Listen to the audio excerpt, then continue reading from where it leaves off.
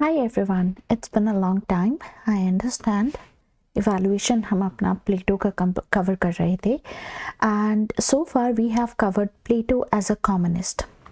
तो इस particular video में हम आज कवर करने वाले हैं कि प्लेटो एज अ फासिस्ट हैं कि नहीं, इनको टोटलिटेरियन बोला जा सकता है कि नहीं, and at the same time जैसे कि हमने लास्ट टाइम भी डिस्कस किया था that when it comes to Plato उनको कहा जाता है whether he is a feminist or not.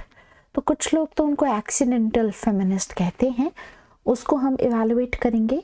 साथ ही साथ हम यहाँ पर समझने की कोशिश करेंगे कि प्लेटो को जो क्रिटिसाइज करते हैं, स्पेसिफिकली कार्ल पॉपर का जो क्रिटिसिज्म है, how Plato is considered as an enemy of open society by Karl Popper, हम उसको भी यहाँ पर कवर करेंगे. इसके अलावा हम थोड़ा सा डिफेंस भी कवर करेंगे प्लेटो का, और साथ ही साथ प्लेटो का जो पूरा टॉपिक है इस वीडियो में फिनिश हो जाएगा. After this will start working on our next topic which is going to be Aristotle. So let us start with the evaluation of Plato. तो सबसे पहले हम बात करते हैं कि क्या प्लेटो एक फासिस्ट हैं कि नहीं. व्हेन इट कम्स टू प्लेटो, हमेशा ये चीज़ कही गई है, काफ़ी बार उनको एक्यूज़ किया गया है कि ये एक टोटलिटेरियन हैं, इस तरीके का एक पॉलिटिकल सिस्टम सजेस्ट करते हैं जिसमें सारी पावर जो है एक ही राजा को, यानी कि एक फिलोसोफर किंग को दे दी जाती है. और अगर आज के पर्सपेक्टिव से देखा जाए तो फासिस्ट जो वर्ड है, this is considered as a bad word, because आज की जो दुनिया है, आज का जो हमारी आइडियोलॉजीज़ हैं जो ज़्यादा फ्लरिश कर रही हैं, उसमें लिबरलिज्म टॉप पे है आपका, क्योंकि एक लिबरल वर्ल्ड ऑर्डर आप आज के समय पे देखेंगे. दैट्स वाई फासिज्म को टोटलिटेरियनिज्म के साथ में एसोसिएट किया गया है, एंड इसीलिए जिस तरीके के आइडियाज़ प्लेटो ने दिए उसको इसी कैटेगरी में जो है वो डाला जाता है. अब फासिज्म को अगर हम समझने की कोशिश करें तो फासिज्म को कहा जाता है कि that is basically anti democratic. और हम एक चीज़ जानते हैं कि प्लेटो भी डेमोक्रेसी के खिलाफ थे. उसके क्या रीजंस थे वो हम ऑलरेडी डिस्कस कर चुके हैं. साथ ही साथ फासिज्म में कहा जाता है that this is anti freedom system also, and at the same time आज के समय पे फासिज्म को समझा जाता है that it is a threat to international peace. At the same time इसको एंटी ह्यूमैनिटी के फॉर्म में भी देखा जाता है. तो ये सारी चीज़ें कंसिडर की जाती हैं.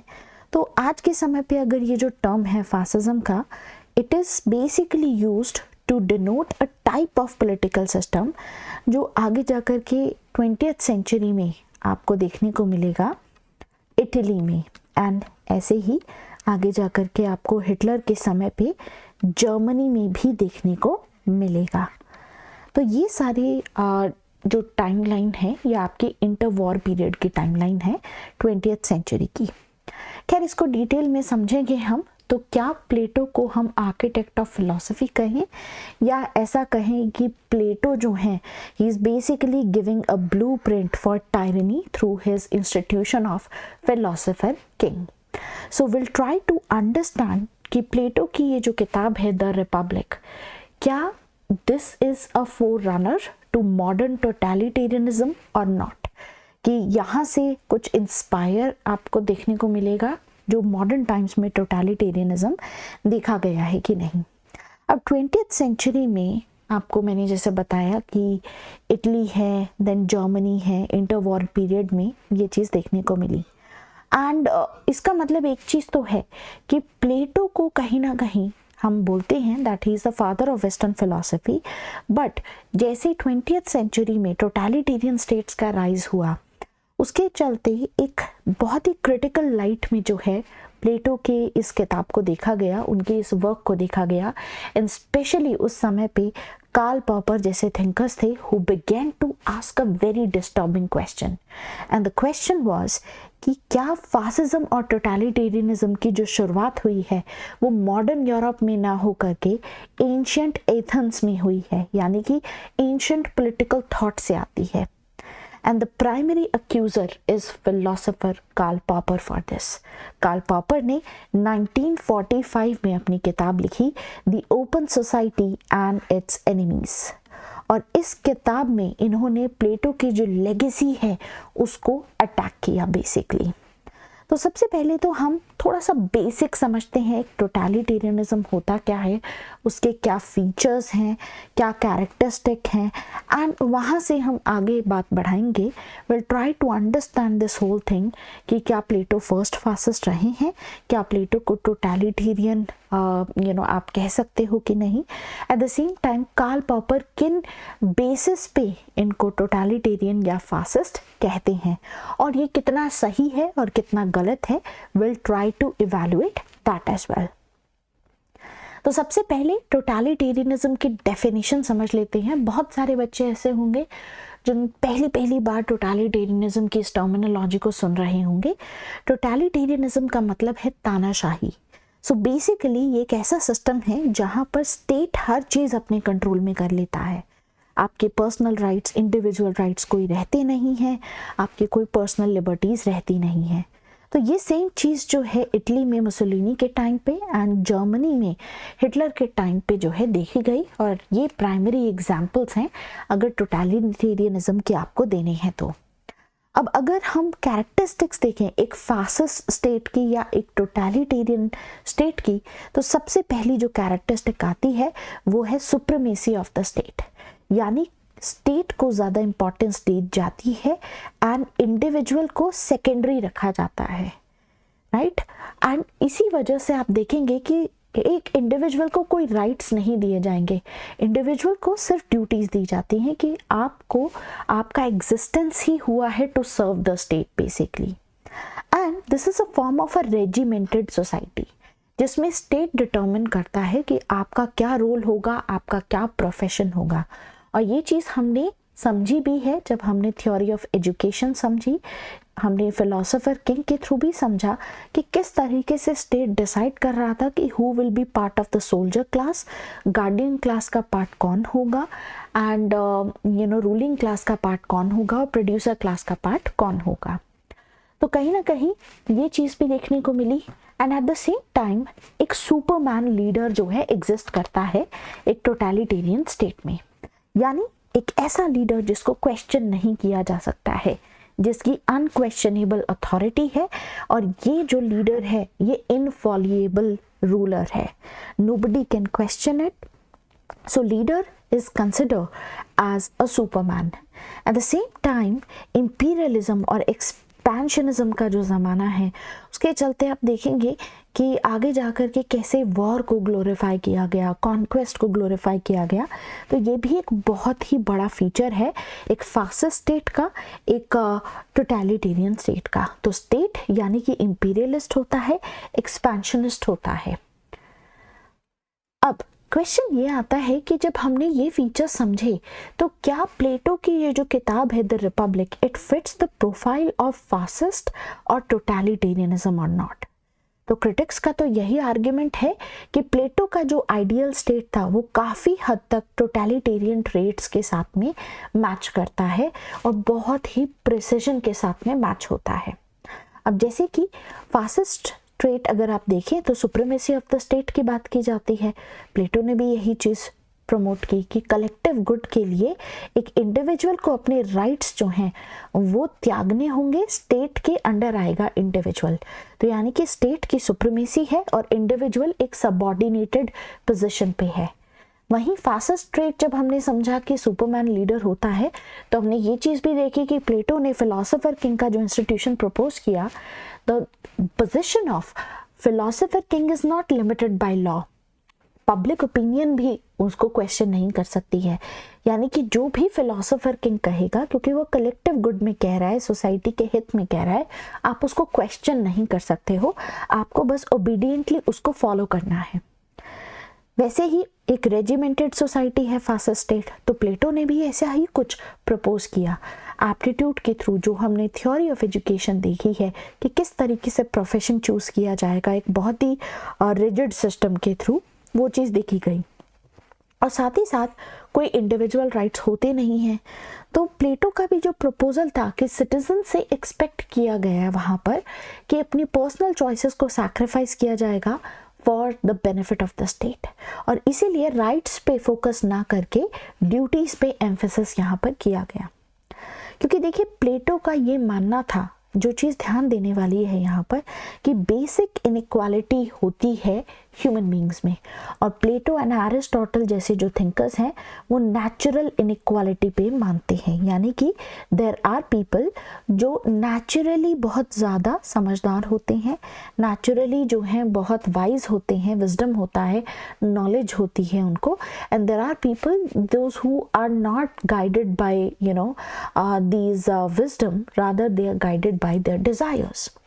और इसी वजह से भी हमने ये देखा कि Plato hated democracy because what happened to his teacher Socrates in this case. So because उनका ट्रस्ट नहीं था डेमोक्रेसी पे, and because he believed in natural inequality, these are two important things which are seen as a foundational elements to this authoritarian structure. ये argument हमने समझ लिया कि प्लेटो को इस बेसिस पे जो है फासिस्ट कहा जा सकता है, और कार्ल पॉपर अब क्यों ऐसा कह रहे हैं, let's try to understand that. क्योंकि इससे पहले जब प्लेटो को जब देखा जाता था तो हमेशा यही कहा जाता था कि बहुत ही एक प्योर थॉट के साथ में प्लेटो ने प्रपोज किया है एक आइडियल स्टेट, एक ideal society. But Karl Popper was the first one who ended the tradition of basically this whole supremacy, आप ऐसा कह सकते हो कि उन्होंने क्वेश्चन किया प्लेटो की इंटेंशंस को। सो कार्ल पॉपर ये कहते हैं प्लेटो के बारे में कि आप जब ये कह रहे हो कि पब्लिक ओपिनियन भी फिलोसोफर किंग को क्वेश्चन नहीं कर सकता है, तो आप कहीं ना कहीं जो डायलेक्टिक्स का ट्रेडिशन चल रहा है उसको कहीं ना कहीं एंड करते हो। The tradition which was proposed by Socrates who he considered as the wisest man, right. तो कार्ल पॉपर इसीलिए प्लेटो को अक्यूज करते हैं कि आप डेमोक्रेसी के ट्रेडिशन को रिवर्स करने की कोशिश कर रहे हो which was present in ancient Greece. और सोक्रेटिस हमेशा यही सजेस्ट किया करते थे कि जो जैसी चीज़ें हैं उसको लॉजिक और आर्ग्यूमेंटेशन के बेसिस पे ही एक्सेप्ट किया जाए। नाउ द क्वेश्चन इज, प्लेटो यहाँ पर एक सुप्रीम लीडर जो हैं यानी कि फिलोसोफर किंग है, he gives no right to question the leader. तो ऐसे में तो लीडर की कोई अकाउंटेबिलिटी ही नहीं रहेगी। तो इसीलिए कार्ल पॉपर का ये आर्ग्यूमेंट था कि प्लेटो का ये जो पूरा प्रोग्राम है that is hardly superior to the programme of fascist leaders, क्योंकि वो काफ़ी हद तक सेम है। Because he even tries to control the institution of family which is a personal part of your life. Your marriage also is being controlled in this system. तो इसीलिए Karl popper का ये कहना था कि देखिए अगर आप प्लेटो को फर्स्ट फासिस्ट कंसिडर नहीं कर रहे हो, the reason behind that is the magic of spell of Plato. Because he saying कि जब हम प्लेटो को रीड करते हैं तो हमेशा प्लेटो के स्टाइल को हम ओवरलुक कर देते हैं and we basically overlook his way of presenting things. So ज़रूरत इस चीज़ की है समझने की कि प्लेटो के काम में कुछ ऐसे आयरॉनिक एलिमेंट्स हैं जो प्लेटो के रीडर्स हैं they get seduced by the Plato style of writing. So in basis पे कार्ल पॉपर जो है क्वेश्चन करते हैं इसको। और थोड़ा डिटेल में अगर हम जाते हैं, कार्ल पॉपर की ये जो किताब है the open society and its enemy, इसको थोड़ा डिटेल में हम डिस्कस करते हैं। देखिए कार्ल पॉपर ने अपनी किताब में प्लेटो, हेगल एंड कार्ल मार्क्स जैसे थिंकर्स हैं, इन सभी को एनिमीज ऑफ ओपन सोसाइटी कहा है। एक ओपन सोसाइटी क्या होती है? एक लिबरल सोसाइटी जहाँ पर आप क्वेश्चन कर सकते हो चीज़ों को, राइट। तो एक लिबरल सोसाइटी को आप पिक्चर कर सकते हैं when it comes to open society. और प्लेटो एंड हेगल हो गए। आगे जाकर के हम जब कार्ल मार्क्स का टॉपिक पढ़ेंगे तो इनको भी समझेंगे, at the same time Karl Marx को भी समझेंगे।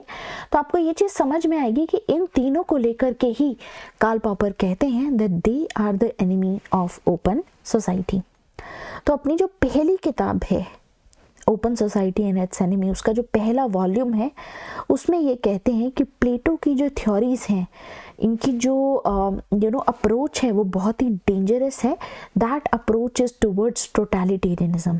बिकॉज इनका ये मानना था कि प्लेटो के जो रीडर्स हैं they are under the spell of Plato. और इसको ये चीज़ बताने के लिए इन्होंने मेन 3 आर्ग्यूमेंट्स दिए. ये 3 आर्ग्यूमेंट्स थे. पहला essentialism, very very important, just note it down. अगर आपको क्वेश्चन आता है, कार्ल पॉपर से रिलेटेड कोई स्टेटमेंट आती है, तो आपको ये तीनों चीज़ें, ये जो 3 एलिमेंट्स हैं, ये आर्ग्यूमेंट्स आपको डिस्क्राइब करने होंगे. The second one is holism and the third one is historicism. अब इसको डिटेल में समझने की कोशिश करते हैं. सबसे पहले असेंशियलिज्म की बात करते हैं. देखिए, हमने प्लेटो की जो थ्योरी ऑफ आइडिया है या जो थ्योरी ऑफ फॉर्म है वो हमने समझी थी कि उसमें कैसे प्लेटो आइडिया को एकदम परफेक्ट बताते हैं और ये कहते हैं कि उसकी एसेंस बिल्कुल भी चेंज नहीं होती है. Idea is the ultimate reality. और इसीलिए जब आइडियल स्टेट के आइडिया को जो वो प्रपोज कर रहे हैं तो उसको कह रहे हैं दैट्स द परफेक्ट थिंग, उसको क्वेश्चन नहीं किया जा सकता है. तो आप एसेंस पे ज़्यादा ध्यान दे रहे हो. तो कार्ल पॉपर का ये आर्ग्यूमेंट था कि जब आप एसेंस या आइडिया पे इतना फोकस करते हो किसी चीज़ के, तो आप उसकी जो रियलिटी है उसको तो आपने, उसकी वैल्यू तो आपने ख़त्म कर दी वहाँ पर. Because the world where we live वो बदलता रहता है, right. And that leads to the claims of absolute unquestionable knowledge. क्योंकि इस दुनिया में जब चीज़ें बदल रही हैं तो हर चीज़ की नॉलेज भी चेंज हो रही है, राइट. अभी एक समय हुआ करता था जब रिलीजन को कोई क्वेश्चन नहीं करता था, but then came a time when everybody started questioning religion, और जिसकी वजह से यूरोप में रेनेसांस भी आया. और आगे जा कर के फिर साइंस पे ज़्यादा फोकस होने लगा, राइट. तो साइंस के पास भी ऐसे बहुत सारे सवाल हैं जिसके आंसर नहीं है. तो अल्टीमेटली आप एक एब्सोल्यूट और एक अनक्वेश्चनेबल नॉलेज की जब आप बात करते हो तो that is a dangerous tool for any ruler. तो ये आर्ग्यूमेंट इनका ये है. कार्ल पॉपर ये कहते हैं कि प्लेटो आइडिया पे क्योंकि इतना फोकस करते हैं, उसको एब्सोल्यूट रियलिटी मानते हैं, तो प्लेटो कहीं ना कहीं हमें ये बिलीव करवाना चाहते हैं कि एसेंस इज सुप्रीम नॉलेज और रियलिटी जो एग्जिस्ट करती है हमारे सामने उसको एकदम डिसरिगार्ड कर देते हैं, यानी हमें रियलिटी से बिल्कुल दूर कर देते हैं. And he forced us to think about some reality which is actually beyond the understanding of a common man. इस वजह से ये कहते हैं कि प्लेटो की जो आइडियाज़ हैं इस आर्ग्यूमेंट को लेकर के दैट इज़ वेरी डेंजरस. आप रियलिटी से दूर कर रहे हो एक इंसान को. Then the second thing is holism. अब देखिए, प्लेटो जो है वो एक इंडिविजुअल को फोकस में नहीं रखते हैं, रादर वो होल को फोकस में रखते हैं, यानी कि स्टेट को ज़्यादा सुप्रीमेसी देते हैं और इंडिविजुअल को प्रायोरिटी नहीं दी जाती है. तो कहीं ना कहीं इसके थ्रू ये डिमांड करते हैं कि आप एक इंडिविजुअल जो है वो सेक्रीफाइस करेगा बेसिकली एक कलेक्टिव स्टेबिलिटी के लिए एंड स्टेट की हेल्थ अच्छी बनाने के लिए. तो इनका ये कहना है कि जब आप होल पे फोकस करते हो तो you are sacrificing individual in the name of collectivity. जबकि होना क्या चाहिए, दोनों ही चीज़ें होनी चाहिए. लाइक अगर आप इंडियन पॉलिटिकल थॉट पढ़ेंगे तो सिर्फ ऐसे डाइकॉटमी एग्जिस्ट नहीं करती है वहाँ पर कि इधर स्टेट होगा या इंडिविजुअल होगा. इंडियन पॉलिटिकल थॉट में स्टेट और इंडिविजुअल दोनों साथ में लेके रखे जाते हैं. तो अगर आप उस पर्सपेक्टिव से देखेंगे और आज का जो लिबरल वर्ल्ड है तो उसमें इंडिविजुअल पहले आता है और स्टेट जो है वो आपका बाद में आएगा, राइट. इंडिविजुअल को प्रायोरिटी पहले दी जाती है. तो उस पर्सपेक्टिव से अगर देखेंगे तो that is the argument of Karl Popper कि you are sacrificing the individual in the name of collectivity. Then the third argument is historicism. तो ये कहते हैं कि देखिए, हिस्ट्री का प्लेटो ने इस तरीके से यूज़ किया है, ऐसा आइडियोलॉजी बना करके यूज़ किया गया है, इस हिस्ट्री को इस तरीके से प्रेजेंट किया गया है जिससे उनका जो पॉलिटिकल पर्पस है वो सर्व हो रहा है. देखिए, प्लेटो ने आइडियल स्टेट की एक लाइफ साइकिल दी है कि आइडियल स्टेट जो है वो धीरे धीरे डिके हो जाएगा and it will decay into a rule of soldier class, जिसमें सोल्जर्स जो हैं उनके हाथ में पावर आ जाएगी एंड इवेंचुअली आगे जा कर के फिर एरिस्टोक्रेसी के पास में पावर आ जाएगी which is basically the rule of rich, and फिर वो सजेस्ट करते हैं कि वो भी डिके करते करते इस तरीके से होगा। तो अल्टीमेटली ये कहते हैं कि अगर इस डिके को रोकना है, यानी कि आइडियल स्टेट को आइडियल ही बना के रखना है कि उसमें और कुछ कमी ना आए आगे, तो उसके लिए ये कहते हैं कि बहुत ही रिजिड और बहुत ही स्ट्रॉन्ग कंट्रोल होगा फिलोसोफर किंग के पास में। तो हिस्ट्री को इस तरीके से प्रेजेंट ये कर रहे हैं कि लॉ ऑफ डिके को यूज़ करते हैं to justify a totalitarian rule और to justify the rule of a leader जो सुप्रीम होगा और everybody has to sacrifice. What if this person who is ruling turns out to be a corrupted one? तो फिर ऐसे में तो it will be inevitable right कि ideal state जो है वो कंटिन्यू भी हो पाएगा कि नहीं, that will be a corrupt state. तो ये सारे जो 3 आर्ग्यूमेंट्स आपको दिख रहे हैं, यही चीज़ें, इन आर्ग्यूमेंट्स को यूज़ करके कार्ल पॉपर कहते हैं कि सभी टोटलिटेरियन लीडर्स इन्हीं आइडियाज़ को रिफ्लेक्ट करते हैं। जैसे कि हिटलर के समय पे आप देखेंगे कि हिटलर ने रेस को प्रायोरिटी दी इंडिविजुअल के कंपैरिजन में, and to justify his rule myth जो है वो बनाया गया कि we are the Aryan race and we are suppose to dominate in the whole world like that. तो जब आप मिथ को इस तरीके से प्रेजेंट करते हो एक अल्टीमेट रियलिटी की तरह, तो अल्टीमेटली होता क्या है कि this leads to a totalitarian rule. And फिर वो कहते हैं कि देखिए पावर हमारे हाथ में रहेगी, अदरवाइज जो है डिके होगा, अदरवाइज जो है people will have to basically go back to the same state जहाँ पर मिजरी होगी उनकी लाइफ में। तो अल्टीमेटली इसीलिए लोगों से सैक्रिफाइस की डिमांड की जाती है। तो हिटलर के समय पे भी आपको यही चीज़ देखने को मिलेगी। या आज का अगर हम एग्जाम्पल लें स्पेसिफिकली, तो आप चाइना का एग्जाम्पल ले सकते हैं। चाइना में जो प्रेसिडेंट जी जिनपिंग हैं, he is considered as a polished Hitler who has recently changed the constitution of China. तो टोटलिटेरियनिज्म, फासिज्म का ये पर्सपेक्टिव है जो यहाँ पर दिया गया है। और इसीलिए कार्ल पॉपर कहते हैं that if we do not acknowledge Plato as a fascist, it is only because of the spell of Plato and the tradition of admiring Plato, के हमेशा से ही लोगों का ट्रेडिशन रहा है प्लेटो को एडमायर करने का। तो इसीलिए इनका ये आर्ग्यूमेंट रहता है कि आप जो हैं बस मंत्रमुग्ध हैं प्लेटो को जब पढ़ लेते हैं, उनकी जो dangerous anti democratic, anti freedom या जो टोटलिटेरियन टेंडेंसीज हैं उनकी राइटिंग्स में, उसको आप ओवरलुक कर देते हो। अब क्वेश्चन ये आता है कि इतने सारे हमने आर्ग्यूमेंट्स देखे, कार्ल पॉपर का भी देखा, but the big question is कि क्या ये सही है और किस हद तक ये सही है, because there are a lot of other scholars जो प्लेटो को डिफेंड करते हैं, जो ये कहते हैं कि अगर प्लेटो सही में टोटलिटेरियन होते, then he would have built a polis state rather than an ideal state. तो एक पुलिस स्टेट होता, और या तो फिर प्लेटो ऐसा कुछ करते जिसमें बहुत ही सिवियर एंड हार्श पनिशमेंट्स रखते, कि अगर कोई भी रूल्स फॉलो नहीं करेगा तो अल्टीमेटली जो है बहुत ही हार्श पनिशमेंट उसको दी जाएगी। या फिर he would have suggested any concentration camp sort of a thing, कि जो लोग फॉलो नहीं करेंगे उनको एक जगह पर बंद कर दिया जाएगा। बट प्लेटो की राइटिंग्स में आपको ऐसी चीज़ें कभी नहीं दिखेंगी।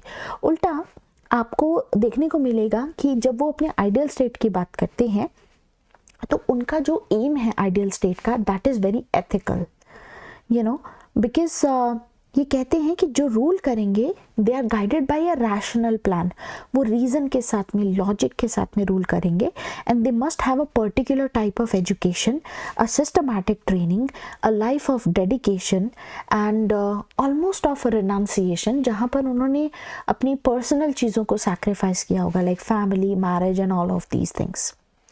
अब ऐसे में आप कौन से थिंकर का यूज़ कर सकते हैं? आप लेविन्सन का यूज़ कर सकते हैं। आप कह सकते हैं कि लेविन्सन जैसे जो स्कॉलर्स हैं, they provide a strong defence against poppers attack. और ये कहते हैं कि देखिए, सबसे पहली बात तो प्लेटो और ये जो टोटलिटेरियन लीडर्स आए हैं, इनके बीच में टाइम एंड स्पेस का बहुत बड़ा डिफरेंस है। हिस्टोरिकल भी देखा जाए, कल्चरली भी देखा जाए।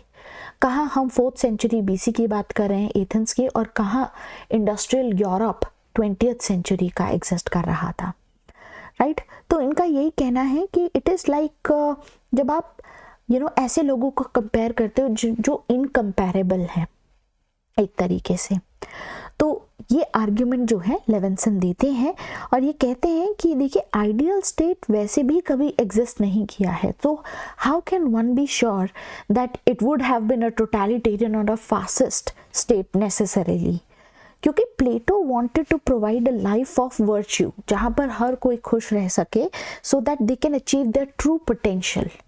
तो प्लेटो का जो रिपब्लिक का आइडिया है, that is still a utopian idea, that's a philosophical exercise that never existed. लेकिन जो फासिज्म 20th सेंचुरी में आया है, that was brutal, that was a historical reality. Plato का मोटिव अगर आप देखेंगे, तो अगर आप प्लेटो को एज अ फासिस्ट जज कर रहे हैं, तो आप उनकी जो इंटेंशंस हैं उनको इग्नोर कर रहे हैं अल्टीमेटली, कि प्लेटो की इंटेंशंस क्या थी सोसाइटी को लेकर के, what kind of goodwill was there. तो ये चीज़ आपको जो है वो याद रखनी है। ये जो आर्ग्यूमेंट्स हैं, सबसे पहला आर्ग्यूमेंट एसेंशियलिज्म का, दूसरा आर्ग्यूमेंट आपका हो गया होलिज्म का, एंड तीसरा आर्ग्यूमेंट है आपका हिस्टोरिसिज्म का। Just remember that and then try to defend this whole argument using Levinson statement. This is the most important thing. इसके अलावा लेविन्सन है, then we have Gilbert Ryle. So remember Gilbert Ryle also, क्योंकि ये कहते हैं कि देखिए Karl popper का जो व्यू है प्लेटो को लेकर के, वो सही है कि नहीं है, इस चीज़ पे तो हम ज़्यादा बोल नहीं सकते, बट एक चीज़ बहुत साफ है कि कार्ल पॉपर ने जो प्लेटो को लेकर के अपना क्रिटिसिज्म दिया है, Plato will never be seen in the way it he used to be. So that is a very important thing, because कहीं ना कहीं एक बहुत ही नोवल आइडिया जो है वो इनोवेट किया कार्ल पॉपर ने, एंड इसकी भी सिग्निफिकेंस है बेसिकली अपने आप में। सो ही बिलीव्ड कि state could be structured afresh. ऐसा ज़रूरी नहीं है कि स्टेट अगर एक बार टोटलिटेरियन बन गया है तो that will be the final destination of it. It can be structured afresh through piecemeal social engineering. आपस में आप peacefully you can work together towards that sort of a society जहाँ पर everybody can be good and everybody can stay together, it can be stable. So that's about the argument of whether Plato was a fascist or totalitarian. So what we understand is there's a clash of intention here. पहला, प्लेटो reason का use करते हैं। प्लेटो कहते हैं कि देखिए state is guided by a rational plan for human flourishing. वहीं fascism में रीज़न पे फोकस नहीं होता। फासिज्म में, फासिस्ट स्टेट में पैशन फॉलो करते हो, आप अपनी डिज़ायर्स, इमोशन से गाइडेड होते हो। Nationalism, fear, favour, all these emotions are there. लेकिन प्लेटो के आर्ग्यूमेंट्स में एथिक्स आपको देखने को मिलेगा, और ये चीज़ प्लेटो ने हमेशा से कही है कि एथिक्स पहले आता है और पॉलिटिक्स बाद में आता है, क्योंकि स्टेट का जो अल्टीमेट गोल है that is to create a virtuous life for citizens. तो एथिकल चीज़ प्रायोरिटी पे है, जबकि फासिज्म में ऐसा नहीं होता। पॉलिटिक्स ऊपर आता है और बाद में एथिक्स फॉलो होता है। तो ये डिफरेंसेस आपको देखने को मिलेगा प्लेटो के आइडियाज़ एंड फासिज्म में। वहीं वॉर को लेकर के अगर प्लेटो का आप पर्सपेक्टिव देखें तो Plato was opposed to imperialism, because Plato ये मानते थे कि invasion is basically a symptom of ill health of a state. But fascism में वॉर को ग्लोरीफाई किया जाता है। फासिज्म बिलीव करता है दैट एक्सपेंशन होना चाहिए, like what happened in Italy as well as in Germany. तो वन थिंग इज क्लियर कि अगर हम रिपब्लिक इस किताब को पढ़ते हैं, that whether that is a blueprint for totalitarianism और नॉट, लेकिन कुछ ऐसे टूल्स आपको यहाँ पर देखने को मिल सकते हैं। A lot of ideas are there but they are nowhere to be found. जैसे अगर आप ट्राई करेंगे रिलेट करने का फॉर एग्जाम्पल की सुप्रीमेसी ऑफ द स्टेट है, ऑल दोज थिंग्स, बट उसके पीछे की इंटेंशंस भी आपको समझनी होगी. So there is no mention of secret police state, there is no suggestion of cruel punishment like I mentioned earlier, and there is no concept of concentration camps और मास पर्जेस. मतलब अगर लोग फॉलो नहीं करेंगे तो उनके साथ क्या होगा. These things are not there, which means कि जो टायरनी या एक टोटलिटेरियन स्टेट की जो मेन मशीनरी होती है, वो चीज़ आपको, वो आइडियाज़ आपको रिपब्लिक में नहीं देखने को मिलेंगे. तो प्लेटो का ऑल्टरनेटिव आप ऐसे सजेस्ट कर सकते हो कि इंस्टेड ऑफ फोर्स, प्लेटो एक आइडियल स्टेट बनाना चाहते थे जो एक ऐसे रिगरस सिस्टम पे बेस्ड हो, जो एजुकेशन आपका रिजिड सिस्टम हो, एक स्टेट कंट्रोल एजुकेशन सिस्टम हो, एक ऐसा रूलर हो जो खुद सैक्रिफाइस करे, डेडिकेटेड हो, अपनी पर्सनल वेल्थ एंड फैमिली को लेकर के सैक्रिफाइस हो रहा है रूलर की तरफ से, and at the same time ethical importance बहुत इंपॉर्टेंट है. एम जो है that is to help the citizens achieve their true potential. तो इन आर्ग्यूमेंट के बेसिस पे आप ये चीज़ कहेंगे, आप डिफेंड करेंगे बेसिकली प्लेटो को. तो ये सारे जब आर्ग्यूमेंट्स आप देंगे, दो थिंकर्स को आप ज़रूर मेंशन कीजिए. सबसे पहले तो Levinson is very important, and argument को एंड करते हुए लाइक आई मेंशन्ड गिलबर्ट राइल को आप जो है मेंशन कर देंगे. सो अल्टीमेटली वर्डिक्ट क्या है? Verdict is basically reevaluation, not a conviction. आपको ये चीज़ कहनी है कि ज़्यादातर जो स्कॉलर्स हैं, चाहे फिर वो डिफेंडर्स हों प्लेटो के या फिर प्लेटो के क्रिटिक्स हों जैसे कि कार्ल पॉपर हैं, कि ठीक है आइडियोलॉजिकली मोटिवेटेड भी हो सकते हैं या टोटलिटेरियन चीज़ भी हो सकती है. This may depend on how we read Plato, but at least Gilbert Ryle ये चीज़ कहते हैं that the spell of Plato was broken after this. So just make sure you use this statement to end your argument, to end your answer. तो ultimately प्लेटो का जो thought है justice पे based है, फंक्शनल स्पेशलाइजेशन पे based है, कि एक वाइज इंसान होगा, वर्चुअस इंसान होगा जो रूल करेगा, एंड इसमें एजुकेशन की भी इम्पोर्टेंस है. ये इम्पॉर्टेंट पिलर्स हैं. सो कंट्रोवर्सी अपनी तरफ है, बट जो प्लेटो का वर्क है जो पिछले 2000 साल से हम देख रहे हैं, that has definitely shaped the political philosophy, and that's why we can definitely say he is the father of political philosophy. और कहीं ना कहीं प्लेटो के इन आइडियाज़ में आपको देखने को मिलेगा how some of the ideologies basically came out from here, इनकी ओरिजिनल राइटिंग से आती हैं. फिर सोशलिज्म का आइडिया हो या कम्युनिज्म का आइडिया हो या यूटिलिटेरियनिज्म का आइडिया हो, आगे जाकर के इनकी जो किताब होगी द लॉज, वहाँ पर ये आर्ग्यूमेंट देते हैं कि लॉज इस तरीके के होने चाहिए जिसमें मैक्सिमम गुड एंड हैप्पीनेस हो, मैक्सिमम नंबर ऑफ पीपल का, इस तरीके के लॉज आने चाहिए. सिमिलरली नेशनलिज्म का कॉन्सेप्ट भी आपको यहाँ पर देखने को मिलेगा, जो फ्यूचर में आपको देखने को मिला है, like state is above all else, and then there is revolution. Because by pleading for a revolt against a prevailing system in Athens, somehow we can say that yes, Plato became a forerunner of modern revolutionary thought.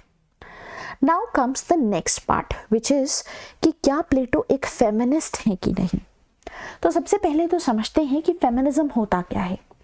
देखिए आज के समय पे feminism is an umbrella ideology. Feminism के अंदर बहुत ही अलग अलग स्कूल्स एग्जिस्ट करते हैं, जैसे कि लिबरल फेमिनिज्म है, सोशल फेमिनिज्म है, रेडिकल फेमिनिज्म है, फिर आपका इंटरसेक्शनल हो गया. तो those things keeping that aside, बहुत ही जेन्युइनली अगर हम फेमिनिज्म को समझें तो एक चीज़ हमें समझ में आती है जो कॉमन है इन सभी स्कूल्स में, that is that they are concerned towards the violence and the discrimination, the violence and the discrimination against women, और यही आप अपनी डेफिनेशन में यूज करेंगे. तो यानी कि फेमिनिस्ट का मेन ऑब्जेक्टिव होता है to end exploitation and to provide equality of status and opportunity to the women. महिलाओं को भी उतना ही अपॉर्चुनिटी मिलनी चाहिए जैसे पुरुषों को मिलती है. Now the question is, what are the grounds? किन बेसिस पे हम कह सकते हैं कि प्लेटो was a feminist? देखिए प्लेटो yes was the first major thinker जिनका ये आर्ग्यूमेंट था that women do not suffer any natural disability with respect to politics or statecraft. और इसीलिए ही advocated for equal opportunity for women in education, और साथ ही साथ इन्होंने ये भी पॉसिबिलिटी रखी कि महिलाएं भी फिलोसोफर क्वींस बन सकती हैं। और साथ ही साथ इनका जो कम्युनिज्म का पूरा थ्योरी थी उसमें कहीं ना कहीं इन्होंने एक बहुत ही लिबरेटिंग इन्फ्लुएंस रखा है वुमेन को लेकर के, क्योंकि स्टेट रिस्पॉन्सिबिलिटी लेगा बच्चे को पालने की, so that women can participate in the affairs of the state. So ये कुछ ऐसे आर्ग्यूमेंट्स हैं जिसके बेसिस पे लोग कहते हैं कि he was the first feminist. But debate है, you know, Plato as a feminist is debatable, because बहुत सारी ऐसे फेमिनिस्ट थिंकर्स हैं आज के समय की, those who do not consider Plato as feminist, उनका यह आर्ग्यूमेंट रहता है कि देखिए मेन फोकस प्लेटो का अपलिफ्टमेंट ऑफ वुमेन नहीं था। अगर मेन गोल ऐसा होता तब तो हम मान लेते कि ही वॉज अ फेमिनिस्ट। इनका ये कहना था कि वो इक्वल अपॉर्चुनिटी महिलाओं को प्रोवाइड कर रहे थे सो दैट महिलाओं का भी टैलेंट यूज किया जा सके towards the service of the state. तो ये आर्ग्यूमेंट जो है आता है प्लेटो के अगेंस्ट में। तो एट द एंड फिर इसीलिए आप यही चीज कहेंगे, you can say that Plato was much ahead of his times. Definitely उनका जो सजेशन था specifically with respect to the education of women कि उन्हें पॉलिटिक्स ज्वाइन करना चाहिए, that basically resulted into the improvement of women in the society. तो कुछ scholars तो मानते हैं that he is the first feminist because he was the one who differentiated between two genders in any aspect of his ideal state, and he was the first to argue कि महिलाओं के पास में भी ये ability है that they can run politics and statecraft. Simple. तो ये arguments आप use करेंगे eventually. So what we have done so far, we have discussed whether he was a fascist or not, whether he was a totalitarian or not, whether he was an enemy of open society as per the argument of Karl Popper. And at the same time, we have understood why when we defend Plato, we can say that he is the father of political philosophy and whether he is a feminist or not.